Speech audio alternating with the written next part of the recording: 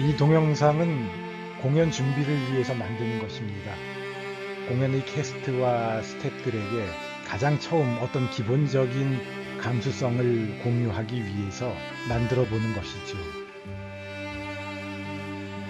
잘 계획되고 연출된 동영상이 아니라 두서없이 그때그때 생각나는 사진들과 이야기들을 나열하고 있는 것으로 양해해 주시면 고맙겠습니다. 일단 지금으로서는 제목을 Forget Me Not Queen이라고 지어봤습니다. 아시다시피 Forget Me Not은 물망초의 꽃말이죠. 나를 잊지 말아요 라는 뜻으로 해석할 수 있겠는데, 이 공연에서 우리는 단종의 비 정순왕후 여산 송씨의 이야기를 소재로 삼으려고 합니다. 남양주시에는 바로 정순왕후 여산 송씨의 무덤인 사릉이 있습니다. 저는 우연한 기회에 사릉이 제가 사는 곳과 그리 멀지 않은 곳에 있다는 것을 알게 됐죠. 그리고 그곳을 방문해 봤습니다.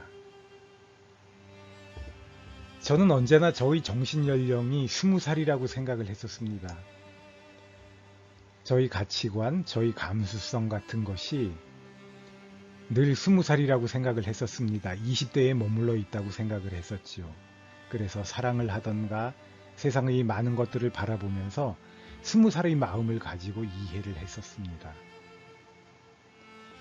그런데 제 나이가 어느덧 50대 중반에 이르고 보니까 이제는 저 스스로 생각을 해도 저희 정신연령이 20대인 것 같지는 않고요.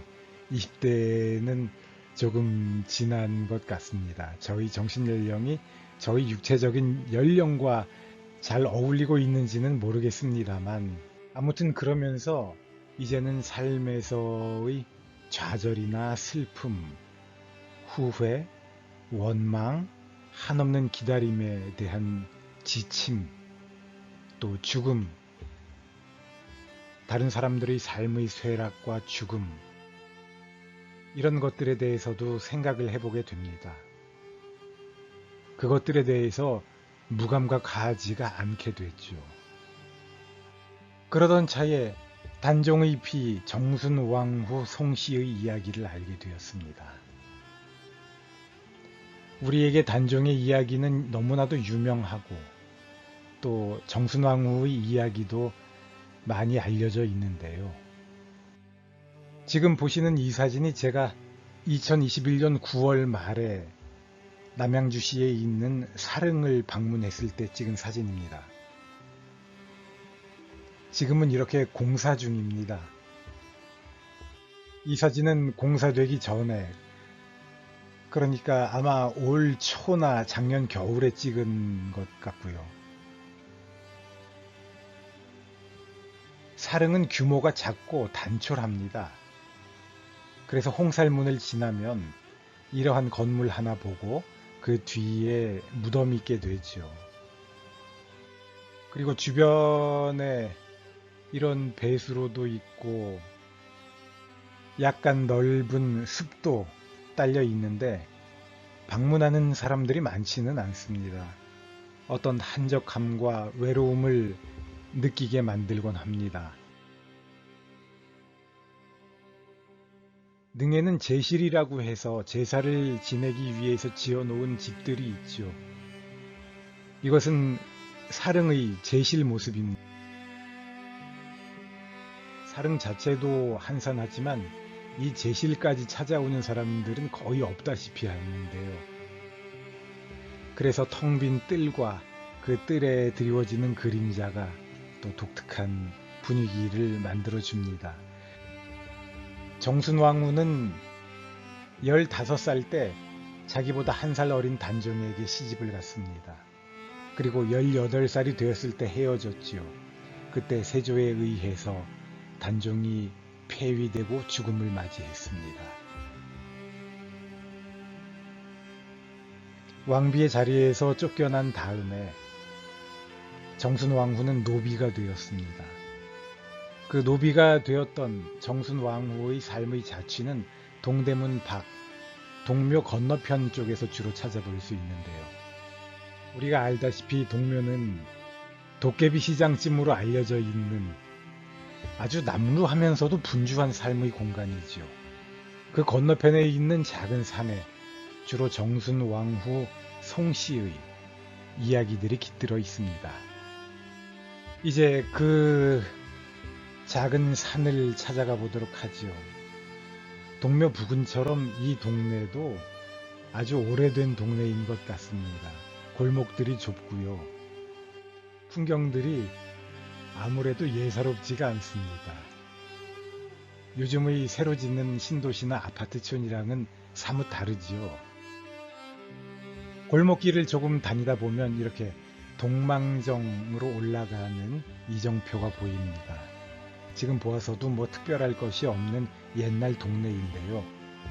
동네 주민들이 와서 운동하는 체육공원쯤으로 이 동산이 꾸며져 있어서 등산로를 따라 올라가는 길에 이러한 돌탑 돌무더기와 나무 한 그루, 수풀이 보이길래 한번 사진으로 찍어봤습니다. 이렇게 평범한 계단과 길을 올라가면 동망정이 나옵니다. 이 산봉우리의 이름은 동망봉이고요. 여기에 동망정이 만들어졌습니다. 동쪽을 바라본다 라는 뜻이죠.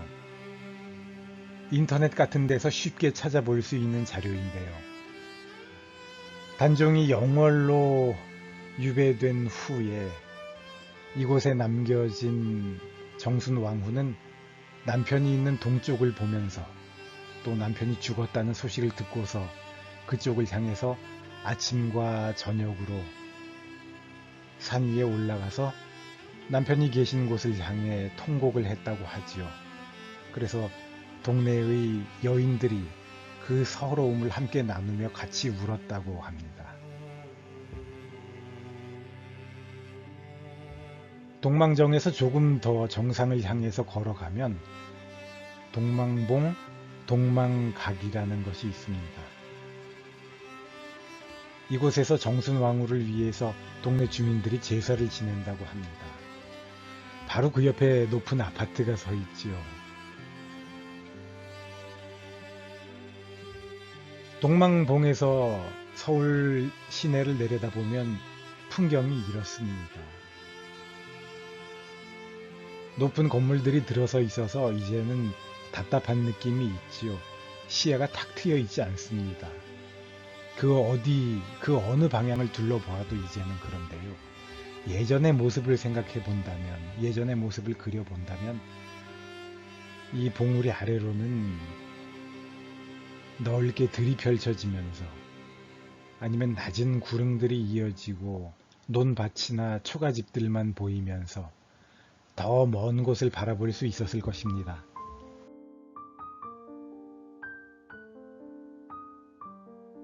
역시 동망봉에서 둘러본 모습입니다. 정순왕후는 왕비의 지위를 뺏긴 후에 바로 노비가 되었습니다. 그리고 어떤 기록에는 심지어 신숙주가 정순왕후를 자신의 노비로 달라고까지 청했다라고 하기도 하죠. 그러다가 정순왕후는 궁궐의 여인네들이 출가하던 곳인 정업원에 들어가서 살았다고 하는데요. 그 정업원 터를 찾아가 보았습니다. 역시 이런 오래된 동네의 골목길을 지나서 동망봉에서 정업원 터로 향합니다.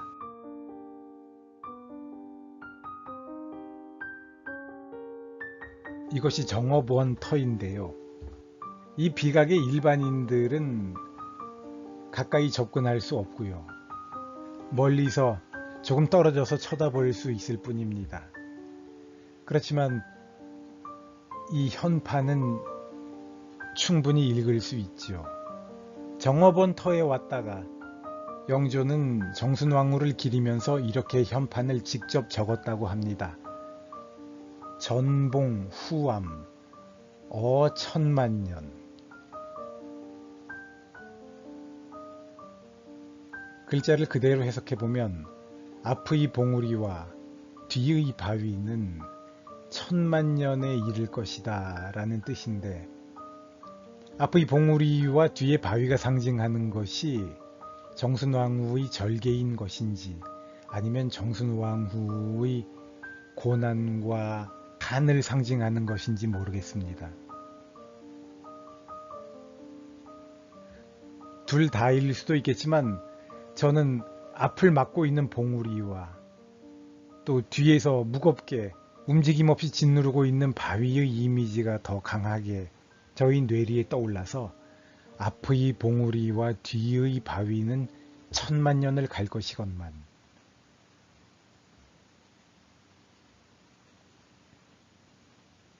님의 외로움과 억울함 하는 달래드릴 길이 없군요 라고 쓴 것으로 생각하고 싶습니다. 이 옆에는 청룡사가 있습니다. 비구니 스님들이 계신 곳이라고 하는데요. 일반인들에게 항시 개방되어 있는 것 같습니다. 저도 들어서 그냥 돌아다니면서 사진을 찍을 수가 있었습니다. 이 우하루에서는 단종과 정순왕후가 마지막으로 밤을 보내고 헤어졌다고 하는데요. 청룡사와 정업원의 관계가 정확히 어떤 것인지는 잘 모르겠습니다. 그 점에 대해서는 조금 더 알아보아야 할 것 같고요.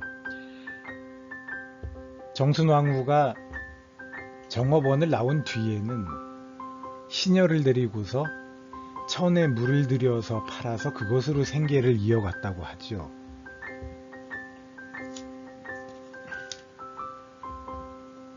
그렇게 생활을 한 자취도 아직 남아 있어서 그리로도 한번 가보았습니다. 가는 방향에 따라서 다르기는 한데요. 지금 그 주변은 이렇게 아파트가 되어 있고요. 아파트 단지 뒤에 우리가 잘 알고 있는 실학자 지봉 이수광이 살았던 집이 복원되어 있습니다. 비우당이라고 해서요. 그 뒤에 이렇게 샘이 하나 있는데 이 샘의 물을 길어서 정순왕후가 천에 염색을 했다고 합니다.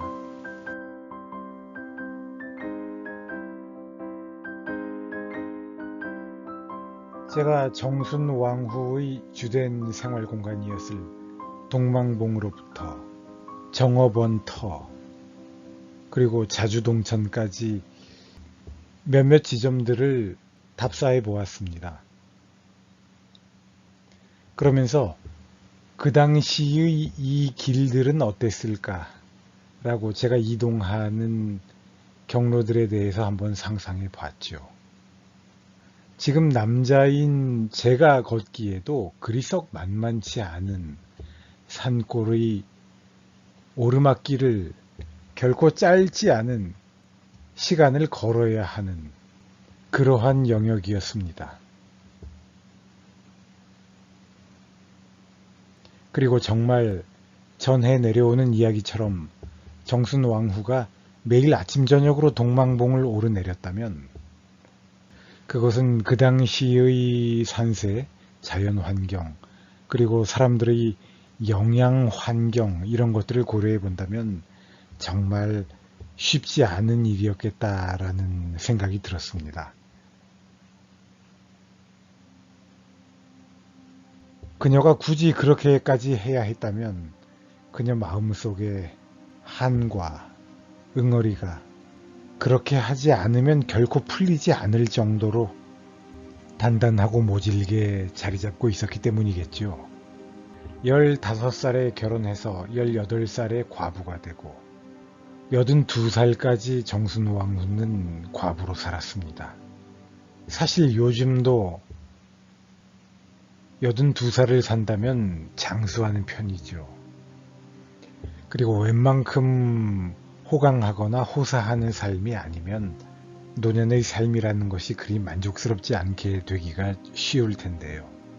여산 송씨 여인은 그 긴 삶을 어떻게 버텨냈는지 정말 경이롭기만 합니다. 그렇게 돌아가신 그분의 무덤에는 남편을 생각한다라는 의미로 생각 사자를 붙여서 사릉이라는 이름이 내려졌습니다. 정순왕후 여산송씨의 생애에 대한 이야기는 연륜과 지성, 감성을 함께 갖춘 배우님에 의해서 오늘의 대중에게 다시 이야기되고 우리 각자의 가슴 속에 우리 시대에 걸맞는 어떤 울림을 주게 될 것이라고 저는 생각합니다. 우리에게 어떤 새로운 인상으로 다시 다가오게 될지 그 결과가 저 자신도 무척 궁금합니다.